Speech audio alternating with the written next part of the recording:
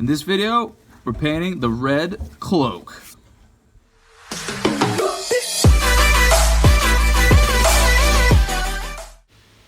Alright, we're going to start with Evil Son Scarlet. This is going to take, I think, 3 coats. The reason why I'm starting with the mid-tone is I'm going to paint in these shades instead of washing all over. And I did have this gap on the sides, and I layered on some gloss varnish, which kind of filled it, kind of smoothed it out, and I'm lazy, so I'm just going to go with it.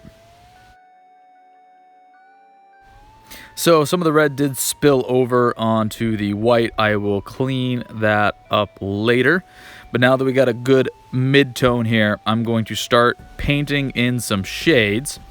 And the color I'm going to use for that is Crimson Gore. So I'm going to paint this into the recesses, and I'm going to do a little bit of panel lining. And I am going to come back and reinforce this with a couple more coats.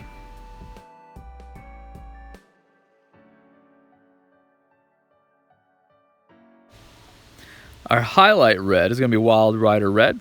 I'm just going to paint this on some of the upper areas and some of the flat panels that are kind of raised above the rest of them, like these ones here on the back.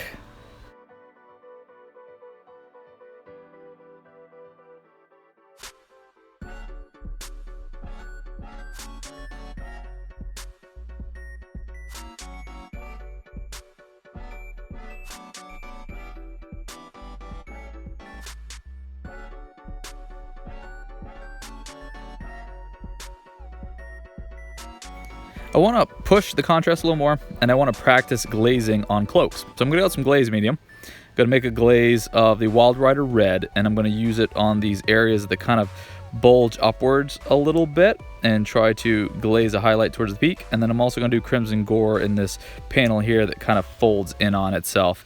So if you are unfamiliar with glazing, I explained it and did some examples in my Power Sword video. You can check that out.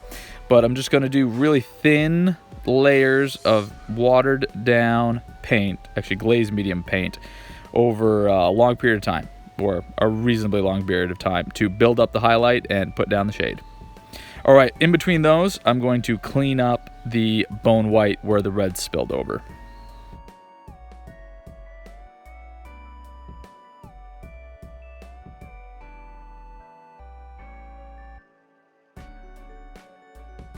So here's kind of what it looks like after some layers of that glazing and shading. You can see the peaks are a little more highlighted and that darker area is a little darker.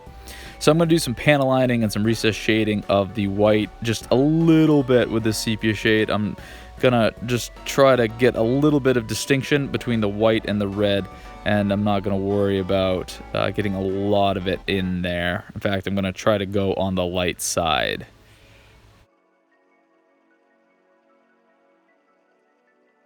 Alright, we're going to push the contrast on the other side by doing an edge highlight of the bone white with some pure white. This is going to be pretty subtle, but I think I'm going to like the effect that it does achieve.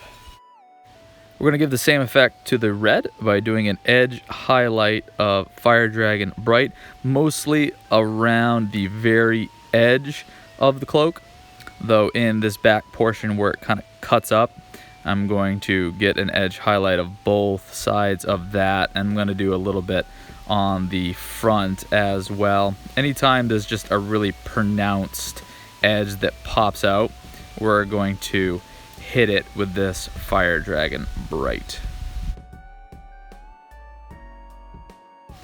And there we go.